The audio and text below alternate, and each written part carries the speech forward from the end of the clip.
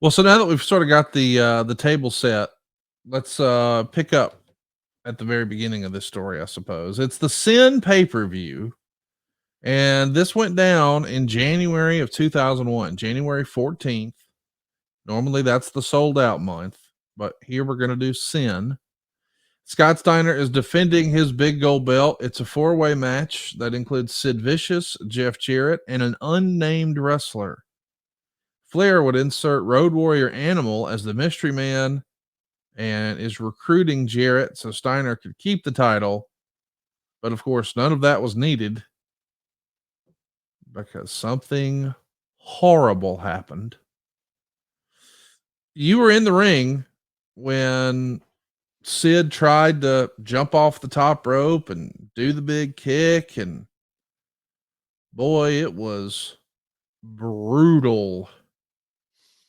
Meltzer would say the original plan was for Sid to make a comeback, have Steiner up for the choke slam when the mystery man would come down. Everyone would freeze, and the guy would tell Sid to choke slam Steiner, but when he did, he'd turn on Sid and do something that would allow Steiner to make the pin. Even with that original plan, it was Animal, who's 41, and he was the big surprise, another name from the 80s in a company that desperately needs to reinvent itself from its current perception as a company featuring outdated talent on top. The match itself we're talking about only went 7 minutes and 53 seconds. Meltzer would say the show was going very long at this point. Well, I guess some other segments had gone long. So the match consisted of them double teaming on Sid and Sid making the most pathetic comebacks. He did a double suplex, nearly killed Jeff Jarrett in the process, dropping him on his head. Sid chokeslammed Jarrett, but Steiner saved. Flair's music plays and the mystery man came out. But by this time, Sid had broken his leg and was on the ground immobile. The mystery man weakly attacked Sid and had Steiner pin him and then unmasked his Animal. -2 stars. Man, it's one of the ugliest main events in wrestling history. It's the exact opposite of what WCW needed in January 2001. But as we learned in the Forrest Gump movie, shit happens.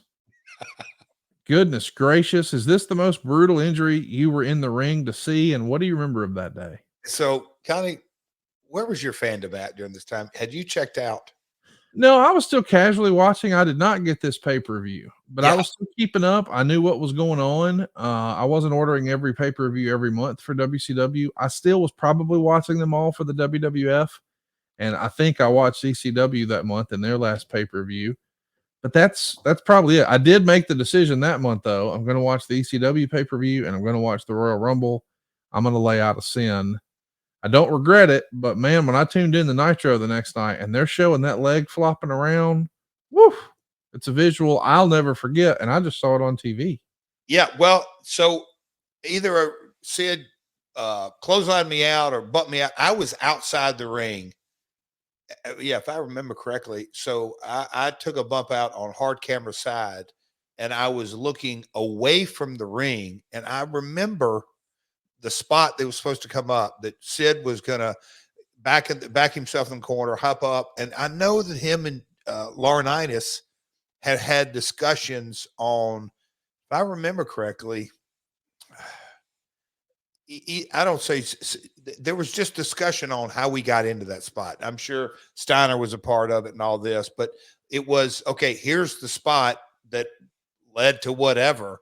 And I can remember just the gasp because I didn't see it. But just the gasp. But when I kind of looked up in the ring and you saw his, I'll call it his thigh and his kneecap going one way and his ankle going floppily the other way, I just turned my head and I went, oh boy.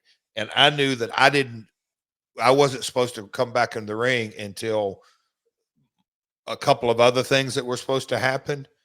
And man, I'm sure we're going to have the clip. And again, so I may not have a little bit of a foggy memory, but I just remember Steiner like having to kind of lay the boots to Sid. And I think Animal was like, what the hell are we? It was a complete disaster in every stretch of the imagination, thinking we got to get this damn thing over with. And if I remember correctly, Scott pinned Sid, and in the process, he pulled his leg to hook the leg for the 1, 2, 3. It was a mess. I mean, just an absolute mess. And the one thing I do remember, the next day at Nitro, they were talking. They're like, "Hey Jeff, you want to come see it?" I'm like, "Hell no, I don't want to come see this damn thing." Yeah, I'm not into watching stuff like that. Not even one time, let alone multiple times. But yeah, it was a mess. And Scotty was right in the middle. It was bad. It was a bad. You never want to see anybody go down like that. And that took Sid years to kind of 3.5 years before he was in a ring again. Yeah, it was a bad one. He only did 24 more matches after this, never for a major promotion. But Wow. yeah, 3.5 years before he was ever doing anything in the ring again. Yeah. At least according to cagematch.net. Yeah, no, it's bad. This is from the Observer. Bischoff told wrestlers the next day that they found out Vicious had a broken back that he didn't even know about. Vicious was in incredible pain, and his lower leg actually had to be held in place to keep it from flopping sideways. Yep. But forgetting about the injury, it's one thing to have a bad main event in the ring that draws money, although past experience shows that ultimately hurts in the long run. It's another to have one even worse that doesn't. So he's pretty critical of the creative, but I'm sure nobody was thinking about the creative afterwards. Everybody was worrying about Sid. I mean, this was maybe the most gruesome injury I ever saw in wrestling. Now that I think about it, it's definitely. I mean,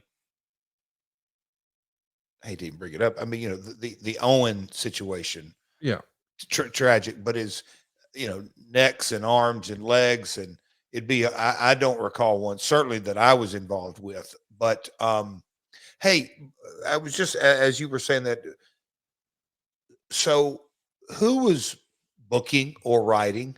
Was it? And I know that Eric was running point. Was it the committee? I know Ed Farrar was a part of it. Do you know who the team was? I'm under the impression that this was a constantly evolving team. Yeah, I think so. Like at this point, people are trying to just keep the train on the tracks and not make any crazy moves. Is the word that I've gotten over the years. But we know that Bischoff is helping with creative, but he's not like. I don't remember him being in the nuts and bolts. I remember on a flight, maybe a week before this, or I don't know, before it all that me and Sid and Johnny were all in first and kind of having a conversation just about it. But that's what made me start thinking. Was Nash in there? Was Ed Farrar, Terry Taylor, Bill Banks? I'm just trying to think of the committee, if you will, that was really under Eric's direction. That was my impression. I just don't remember who all the committee was. And this is also sort of this era is the rise of prominence of Johnny Laurinaitis in a backstage role here in America. For sure. Here in WCW. For sure. Man, I don't know how we move on from talking about Sid and his leg flopping around like that. I mean, you really witnessed the end of a guy's career. And you have to say flop.